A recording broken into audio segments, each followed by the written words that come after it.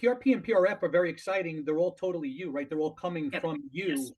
What are absolutely. exosomes exactly? Can we talk about that? Sure, absolutely. I love exosomes.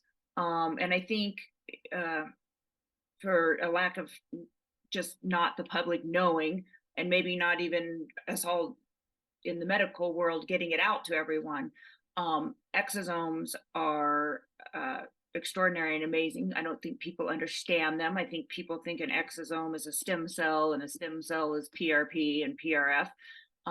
They come from different areas of the body. Uh, Primarily, everybody's familiar with bone marrow, harvesting for cancer patients. That's from the bone marrow. That is stem cell. The best of everything comes from placenta, cord blood, cord, umbilical cord. Um, Unfortunately, that's probably left some people with a bad image. I think everybody assumes that's all from aborted fetuses. Those are not. They are not. They are from donors that have gone through a screening.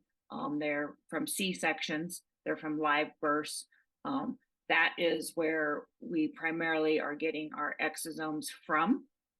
And your mesenchymal stem cell comes from placenta, the placenta, the cord, and that's what exosomes are coming from. I mean, you can make plant-based ones, you can make lab-based ones, you can get them from all kinds of things, but pure MSC exosomes are from the placenta and the cord, and they are then donated and sent to a lab, and they are sent through a huge process. A stem cell is cellular, an exosome is acellular, meaning there is no DNA in that exosome. So nobody's going to get somebody else's DNA. We're not going to make somebody else, but we're going to take the messenger RNA, which is what an exosome is. It's the extracellular vesicle that tells the body, hey, you need to repair, you need to do this, you need to do that. And I try to use this analogy. So, we're born and we grow, and some people are mature by 16 and 21 or whatever. You're done growing, and that exosome is kind of goes into hibernation at that point. Otherwise, we'd all be giants and we'd never stop growing. So, our bodies hit maturity and then we start to deplete everything by 1% every year. So unless you have an injury or something like that, then the body goes in and says, okay, I got an injury, we got to heal it. Well, the exosomes, they are now able to harvest, and they're acellular, and they're able to marker them so that then they go in and they tell your cells. So it's not somebody's DNA, it's not somebody else's cell, but they communicate with your own cells and say, hey, this needs repaired, that needs repaired. We need to go do this and grow something, or we need to add and harvest and fertilize it and get it to grow. So even though PRP, PRF, they all help us, exosomes are messenger RNA that tell acellular, and they travel and they tell you what needs to be fixed. So it's 4 times what PRF would be, or it's, so if you've got 6 growth factors in PRP and you've got maybe 100 to 200 in PRF, you have 3 to 350 in exosomes, but you have 75 billion, depending on your number of mLs you're putting in, you can have billions of exosomes, which are the acellular vehicles that go around and tell your body that, oh my God, you're a little baby again and you need to grow. So if we mix exosomes with PRF, sexual wellness, joints, you're basically going in and communicating, and over a 6-month period, your body's replenishing and regrowing. So you can actually combine the products as well. Yes, and it's amazing to do that. Now, we had a conversation about this in the past, and so there's a lot of new things coming out where they can marker for very specific problems, yes, whether it's bone, muscle, brain, heart, eyes, and yes, you can literally send out the signals that your body will interpret as, I got to produce this and exactly, repair yourself, which is pretty exactly, impressive. Now, before that, we also said that even in the kinds of exosomes that have been present, that if people tend to have a more generalized condition, whether it's an autoimmune condition or they're just inflamed all over the place, that you could even give exosomes on an intravenous basis. Absolutely. Get some sort of relief. Can you tell us a little bit more about that?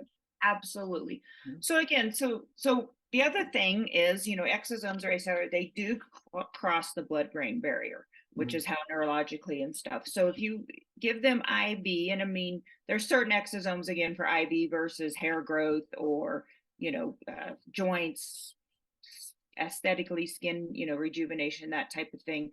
But these exosomes are more for your bigger autoimmune issues, COPD, neurological, Alzheimer's, all kinds of stuff. And we're just it's kind of the wild wild west out there because it's a forefront of, we have amazing studies behind them and we have amazing results with them.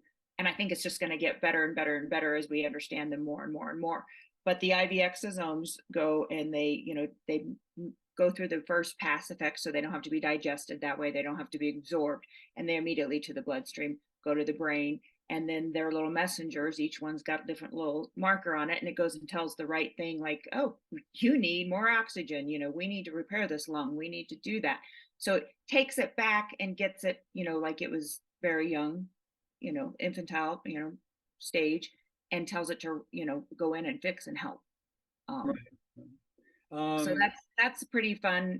I think, and I don't know, I always want to address, there has always been some communication question with miRNA, which is meaning a vesicle that they put in for, vaccines. And I think there was some concern like, oh, there's miRNA in the COVID vaccine. That is just, they took a different piece of exosome, and that's just to deliver that part to let your body know, oh, you've had this disease. And so we're familiar with it. We're going to fight it. So, sometimes I think you'll hear people get concerned again with exosomes. Well, it was in, but that's a different exosome, a totally different, they've used it differently. They've used it to go in and tell the body you already had this. And that's how they get the vaccine to work. The exosomes we're using are then for repairing and regenerating. So they all communicate, and they communicate in different ways. It just depends on what type of exosome you have. right.